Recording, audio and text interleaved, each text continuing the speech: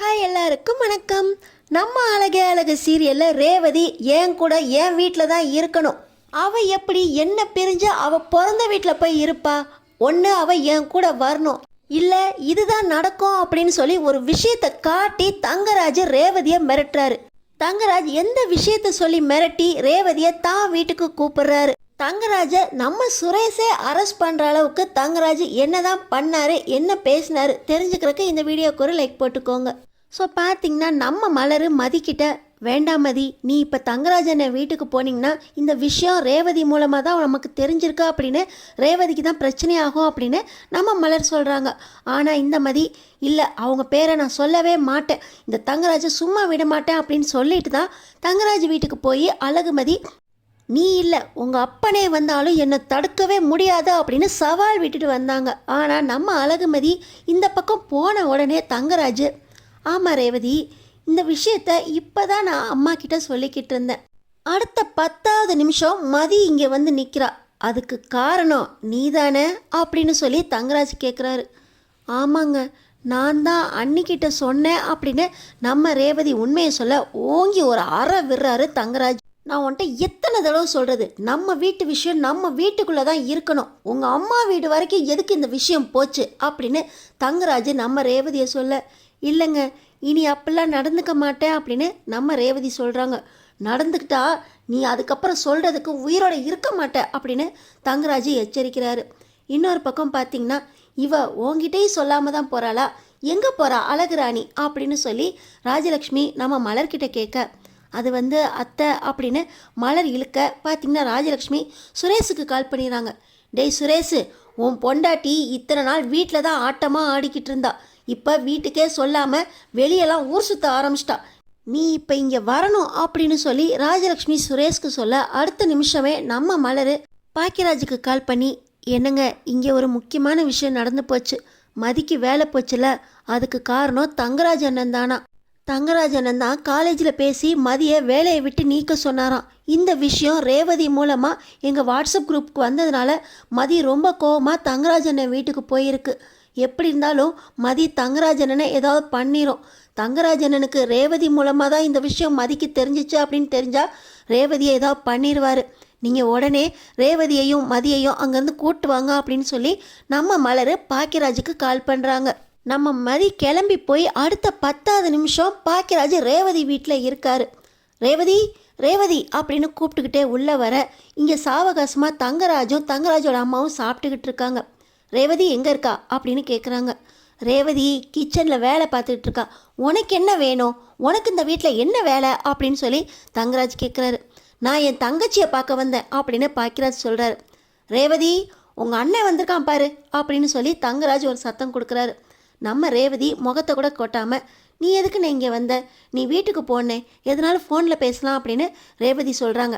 ஏன் ரேவதி, நான் உன்னை பார்க்க வரக்கூடாதா அப்படின்னு சொல்லி முகத்தை காட்டி பேசு அப்படின்னு பாக்கியராஜ் சொல்கிறாரு. ஆனால் நம்ம ரேவதி கீழே குனிஞ்சிக்கிட்டே நீ வீட்டுக்கு போன அப்படின்னு சொல்கிறாங்க. என்னை பாருன்னு சொல்கிறேலாம் அப்படின்னு முகத்தை நிம்பி பார்த்தா தங்கராஜோட 5 விரலும் ரேவதியோட முகத்தில் பதிஞ்சிருக்கு. என்ன ரேவதி, உன்னை தங்கராஜ் அடித்தாரா அப்படின்னு கேட்குறாரு பாக்கியராஜ்.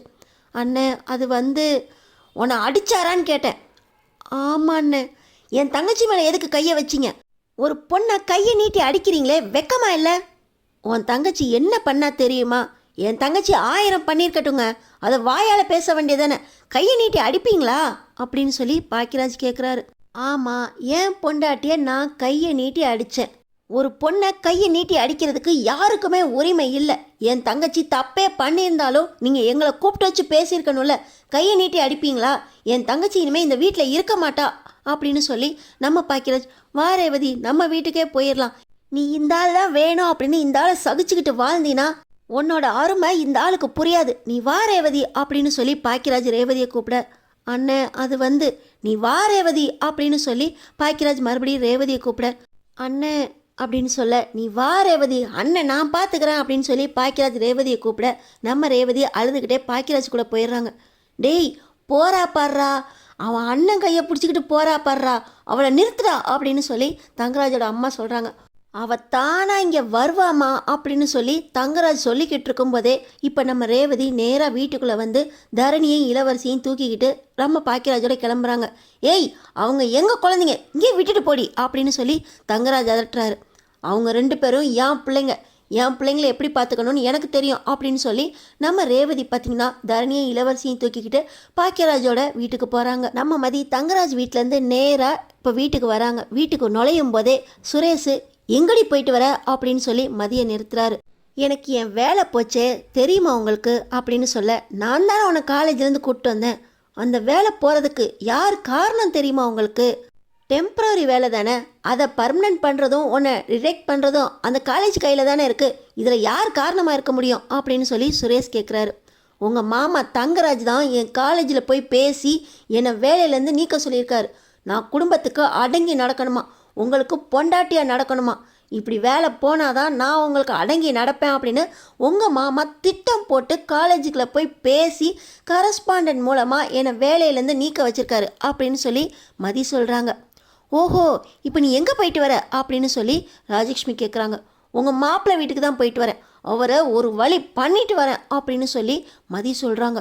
மாப்பிள்ளைகிட்டையும் போய் சண்டை போட்டு வந்துட்டியா, உனக்கு எவ்வளவு திமிரடி அப்படின்னு சொல்லி ராஜலக்ஷ்மி கையை ஓங்கிட்டு வர, இந்த கை ஓங்குற வேலையெல்லாம் வச்சுக்காதீங்க. உங்கள் மாப்பிள்ளை பண்ண தப்புக்கு நான் கேள்வி கேட்டுட்டு வந்தேன், அவ்வளோதான். என்ன இந்த வீட்டிலே உட்கார வைக்கணும்னு நீங்களோ உங்கள் மாப்பிள்ளையோ யார் நினச்சாலும் முடியவே முடியாது அப்படின்னு சொல்லி நம்ம மதி உள்ளே போக, பாத்தியாடா உன் பொண்டாட்டிக்கு எவ்வளவு திமிருன்னு, இன்னைக்கு யார்கிட்டையும் சொல்லாமல் எங்கே போனேன்னு கூட சொல்லாமல் எவ்வளவு திமிராக வெளியே போயிட்டு வீட்டுக்குள்ளே போகிறா பாத்தியா, மாப்பிள்ளை வீட்டில் போய் மாப்பிள்ளையவே எதிர்த்து பேசிட்டு வந்திருக்கா அப்படின்னு சொல்லி ராஜலக்ஷ்மி சுரேஷ்கிட்ட சொல்லிக்கிட்டு இருக்கும்போதே நம்ம ரேவதியோட பாக்கியராஜ் கீழே இறங்குறாரு. என்னடா பாக்கியராஜ், ரேவதி என்ன ஆச்சு, ஏன் குழந்தைங்களோட வீட்டுக்கு வந்திருக்க? அம்மா, அது கன்னத்தில் என்னடி ஏதோ அடித்த கைத்தடம் இருக்குது அப்படின்னு சொல்லி ராஜலக்ஷ்மி கேட்குறாங்க. அம்மா வீட்டுக்குள்ளே வா, நான் உங்ககிட்ட பேசணும் அப்படின்னு சொல்லி பாக்கியராஜ் உள்ளே கூப்பிட்றாரு. வாமா அப்படின்னு சொல்லி ரேவதியை உள்ளே கூட்டிகிட்டு போகிற ராஜலக்ஷ்மி, யாரடி ஒன்று அடித்தது அப்படின்னு கேட்குறாங்க. அம்மா, அது மதிக்கு வேலை போச்சுல, அதுக்கு காரணம் தங்கராஜ் மாப்பிள்ளை தானா. இந்த விஷயத்த ரேவதி தான் மதிக்கிட்ட சொல்லிடுச்சு அப்படின்னு ரேவதி அடிச்சிருக்காருமா உன் மாப்பிள்ளை அப்படின்னு சொல்லி பாக்கியராஜ் சொல்கிறாரு. எந்த விஷயம்னாலும் கையை நீட்டி அடிப்பாரா மாப்பிள்ளை, இப்படி கையெல்லாம் பதிஞ்சிருக்கு அப்படின்னு சொல்லி ராஜலக்ஷ்மி கண் கலங்குறாங்க. இப்போ தான் ராகவன் வராரு. இந்த வீட்டில் என்னதான் நடக்குதுன்னே தெரியல, ஒருத்தி என்னன்னா சொல்லாமல் கொள்ளாமல் மாப்பிள்ளை வீட்டுக்கே போய் சண்டை போட்டுட்டு வந்துட்டுருக்கா. இவ பண்ண வேலையில் இருக்கிற கோவத்தையெல்லாம் மாப்பிள்ளை ஓ மேலே காட்டிட்டாரா அப்படின்னு சொல்லி ராகவன் கேட்குறாரு. அப்பா, அவர் மேலே தான்ப்பா தப்பு, அவர் தான் கரஸ்பாண்டன்ட் கிட்ட பேசி மதியோடைய வேலையை போக வச்சாராம்ப்பா, இந்த விஷயத்த சொல்லிட்டேன்னு தான் அடித்தாரு அப்படின்னு சொல்ல, நான் போலேனா ரேவதி அங்கேயே தான்மா இருந்திருக்கோம், நான் தான் போய் இனிமேல் இந்த வீட்டில் இருக்க வேண்டாம் அப்படின்னு சொல்லி மாப்பிள்ளையை எச்சரித்து ரேவதியை கூப்பிட்டு வந்தேன் அப்படின்னு பாக்கியராஜ் சொல்கிறார். என்ன இருந்தாலும் மாப்பிள்ளை நம்ம பொண்ணு மேலே கையை வச்சுருக்க கூடாதுங்க, அது எப்படிங்க பொண்ணுங்களை கையை நீட்டி அடிக்கலாம் அப்படின்னு சொல்லி ராஜலக்ஷ்மி கேட்குறாங்க. இப்போ மதி யோசிக்கிறாங்க. புருஷனா அப்படி தான் அடிப்பான் அப்படின்னு உங்கள் பிள்ளை என்னை கையை நீட்டி அடித்தப்ப நீங்களும் அப்படி தானே அத்தை சொன்னீங்க. அது சுரேஷ் சொன்ன காரணம் வேற, மாப்பிள்ளை எப்படி இருந்தாலும் என் பொண்ணை கையை நீட்டி அடிச்சிருக்காரு பாரு, 2 பிள்ளை பிறந்ததுக்கப்புறமும் கூட கையை நீட்டி அடிச்சிருக்காரு. என் பொண்ணு அப்போ கூட அமைதியாக தான் இருந்திருக்கு, பாக்கியராஜ் போய் கூப்பிட்டு வந்ததுனால இங்கே வந்துருச்சு. ரேவதி, நீ அழாதம்மா, மாப்பிள்ளைக்கிட்ட இனிமேல் நீ இருக்க வேண்டாம், மாப்பிள்ளை கையை நீட்டி அடித்தது தப்பு அப்படின்னு உங்ககிட்ட மன்னிப்பு கேட்கணும் அப்படின்னு சொல்லி ராஜலக்ஷ்மி சொல்கிறாங்க. போ, குழந்தைங்கள முதல்ல சாப்பிட வை, குழந்தைங்க எப்போ சாப்பிட்டுச்சுங்களோ என்னமோ அப்படின்னு சொல்லி ராஜலக்ஷ்மி தரணியையும் இளவரசியும் சாப்பாடு ஊட்டிட்டு ரேவதியையும் சாப்பிட சொல்கிறாங்க. இன்னொரு பக்கம் தங்கராஜோட அம்மா தங்கராஜ்கிட்ட, டேய் ரேவதி உன் பொண்டாட்டி உன் வீட்டில் தான் இருக்கணும், அதுதான் நம்மளுக்கு மரியாதை, அவளை எப்படியாவது போய் கூட்டிகிட்டு வா. இந்த மதியால் அவங்க வீட்டில் மட்டும்தான் சண்டைன்னு பார்த்தா நம்ம வீட்லேயும் சண்டையை மூட்டி விட்டு புருஷன் பொண்டாட்டியே பிரித்து வச்சிட்டாளே அப்படின்னு சொல்லி தங்கராஜோட அம்மா சொல்கிறாங்க. ஆமாம்மா, மதி அடங்கவே மாட்டான், அவள் திமிரை அடக்கணும், அதுக்கு முதல்ல ரேவதி இங்கே கூப்பிட்டு வரேன், அவள் இங்கே இருந்தால் தான் நம்மளுக்கும் மரியாதை, மாப்பிள்ளைங்கிற கெத்தோட நானும் இருக்க முடியும் அப்படின்னு சொல்லி தங்கராஜ் கிளம்புறாரு. டேய், அவளை கூப்பிட்டு வரையோ இல்லையோ தரணியையும் இளவரசியும் இங்கே இழுத்துட்டு வா, ரேவதி தானாக இங்கே வந்துடுவா அப்படின்னு சொல்லி தங்கராஜோட அம்மா சொல்கிறாங்க. ஆமாம்மா, ரேவதி வராளோ இல்லையோ தரணியையும் இளவரசியும் கண்டிப்பாக கூப்பிட்டு வருவேன் அப்படின்னு சொல்லி தங்கராஜ் பார்த்திங்கன்னா வீட்டுக்கே வந்துடுறாரு. வாங்க மாப்பிள்ள அப்படின்னு சொரத்தையே இல்லாமல் ராஜலக்ஷ்மி ராகவனும் தங்கராஜை கூப்பிட்றாங்க. மாமா, அது தெரியும் மாப்பிள்ள, ஏன் மாப்பிள்ளை என் பொண்ணை கையை நீட்டி அடிச்சிங்க? அது வந்து அத்தை, ரேவதி தான் இந்த வீட்டு விஷயம் எல்லாத்தையுமே இங்கே சொல்கிறா. ரேவதி தான் மதியோட வேலை போகிறதுக்கு காரணம் நான் தான் அப்படின்னு மதிக்கிட்டே சொல்லியிருக்கு. அதனால தான் மதி என் வீட்டுக்கு வந்து ஏன் முன்னாடியே கையை நீட்டி பேசிட்டு போகிறா. ஒரு பொண்ணு உங்கள் மாப்பிள்ளையை கையை நீட்டி பேசலாமா அத்தை?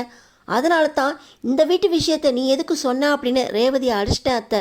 என்ன இருந்தாலும் உங்கள் பொண்ணை கையை நீட்டி அடித்தது தப்பு தான் அத்தை. நான் இனி கையை நீட்டி அடிக்க மாட்டேன். ரேவதியை என் கூட அனுப்புங்க அத்தை அப்படின்னு சொல்ல, பாக்கியராஜ் பார்த்தீங்கன்னா, என் தங்கச்சி உங்கள் வீட்டுக்கெல்லாம் வரமாட்டா மாப்பிள்ள அப்படின்னு சொல்கிறாங்க. நீ சொல்ல வேண்டாம் ரேவதி அப்படின்னு சொல்லி ராஜலக்ஷ்மி கூப்பிட்றாங்க. இப்போ ரேவதியும் வெளியே வராங்க. நான் அடித்தது தப்பு தான் ரேவதி, என் கூட வா அப்படின்னு சொல்லி தங்கராஜ் கூப்பிட்றாரு. ஆனால் இன்னொரு பக்கம் ரேவதி மதிக்கிட்ட சொல்லும்போது, ஒரு தடவை புருஷன்களை அடிக்க விட்டுட்டினா அதுக்கப்புறமா திரும்ப திரும்ப கை வைக்க ஆரம்பிச்சிருவாங்க. நீ செஞ்சதுதான் மதி ரைட்டு, இனிமே நானும் இவராக வந்து என்னை அடிக்க மாட்டேன் அப்படின்னு என்கிட்ட மன்னிப்பு கேட்கணும், அப்போ தான் நான் அவர் கூட போவேன் அப்படின்னு ரேவதி சொல்லியிருந்தாங்க. ஆனாலும் தங்கராஜ் என்னை மன்னிச்சிரு, இனிமேல் அடிக்க மாட்டேன் அப்படின்னு சொன்னதை ரேவதியால் நம்பவே முடியல. நான் வரமாட்டேன் அப்படின்னு சொல்லிட்டு ரேவதி வீம்பா உள்ளே போகிறாங்க. ஏய் ரேவதி, நீ செச்ச தப்பை மறந்து நீ என்னை விட்டு வந்ததுக்கப்புறம் கூட நான் உங்ககிட்ட மன்னிப்பு கேட்டேன்ல, என் கூட வீட்டுக்கு வா அப்படின்னு சொல்லி தங்கராஜ் கூப்பிட்றாரு. என் தங்கச்சியை ஏன் முன்னாடியே மிரட்டுறீங்களா அப்படின்னு சொல்லி பாக்கியராஜும் சுரேஷும் சண்டைக்கு போகிறாங்க. டேய் சுரேஷு, நீ கூட வா அப்படின்னு சொல்லி தங்கராஜ் கேட்குறாரு. மாமா, என்ன இருந்தாலும் 2 குழந்தைங்க பிறந்ததுக்கப்புறம் கூட நீங்கள் அக்காவை கையை நீட்டி அடிச்சிட்டிங்களே மாமா, அப்போ நீ மட்டும் உன் பொண்டாட்டியை கையை நீட்டி அடித்த அப்படின்னு சொல்லி சுரேஷ்கிட்ட கேட்குறாரு. மாமா, அது வேற இது வேற, உங்களுக்கு 2 குழந்தைங்க பிறந்துருச்சு, இப்பையும் அக்காவை நீங்கள் புரிஞ்சுக்கலையா மாமா அப்படின்னு சொல்லி சுரேஷ் கேட்குறாரு.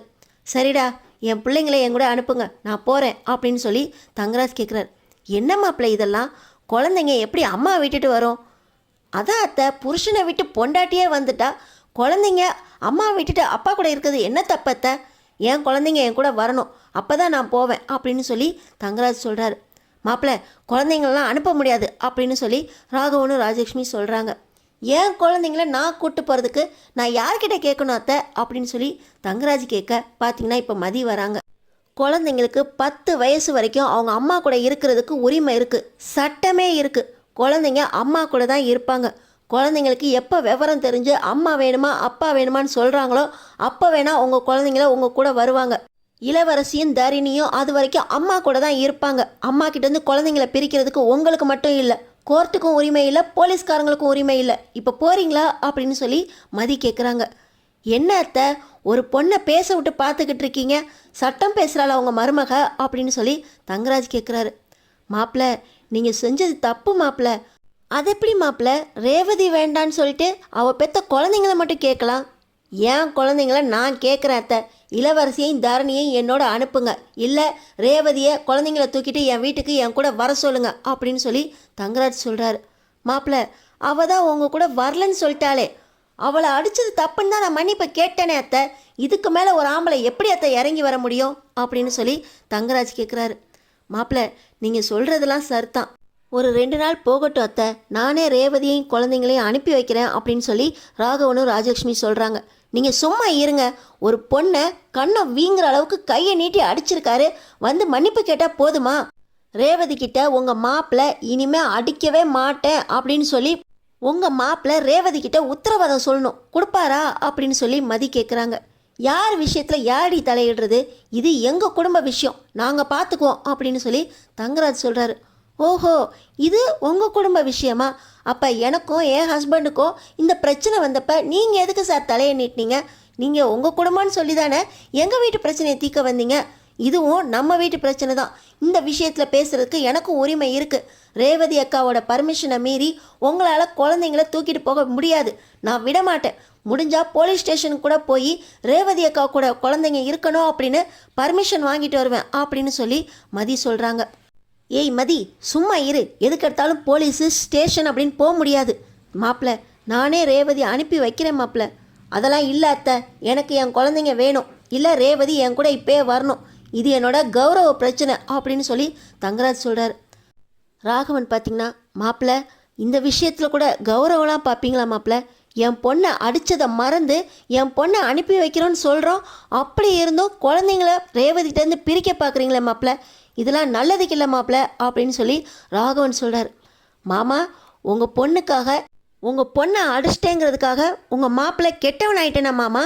ஏய் ரேவதி, ஒழுங்கா என் கூட வா, இல்லை தரணியையும் இளவரசியும் என் கூட அனுப்பி வை அப்படின்னு தங்கராஜ் ரேவதியை மிரட்ட, ஏன் முன்னாடியே என் தங்கச்சியை மிரட்டினீங்கன்னா நடக்கிறதே வேற அப்படின்னு சொல்லி பாக்கியராஜ் சொல்கிறார். இப்போ சுரேஷ் வரார். மாமா நீங்கள் பண்ணுறது எல்லாமே தப்பு, இனிமேல் நான் சட்டப்படி நடவடிக்கை எடுக்க வேண்டியிருக்கும், இல்லை உங்களை நான் அரெஸ்ட் பண்ண வேண்டியிருக்கும். ரேவதி அக்காவை அடித்தது தப்பு, ஒரு பொண்ணு மேலே கை வச்சது தப்பு, அதையும் மீறி என் அக்காவையும் என் அக்கா குழந்தைங்களையும் நீங்கள் மிரட்டினீங்கன்னா நான் அரெஸ்ட் பண்ண வேண்டியிருக்கோம் அப்படின்னு சொல்லி சுரேஷ் மிரட்டுறாரு. டேய் சுரேஷா, இந்த வேலையை உனக்கு வாங்கி கொடுத்ததே நான் தாண்டா, எல்லாம் இவளால் வந்தது அப்படின்னு சொல்லி ரேவதியை மறுபடியும் கையை ஓங்குறாரு தங்கராஜ். மாமா நான் உங்களை அரெஸ்ட் பண்ணுறேன் அப்படின்னு சொல்லி சுரேஷ் பார்த்திங்கன்னா தங்கராஜை அரெஸ்ட் பண்ண போக அடுத்தடுத்து என்ன நடக்க போகுதுன்னு தெரிஞ்சுக்கிறதுக்கு நம்ம சேனலை சப்ஸ்கிரைப் பண்ணி தொடர்ந்து பாருங்கள்.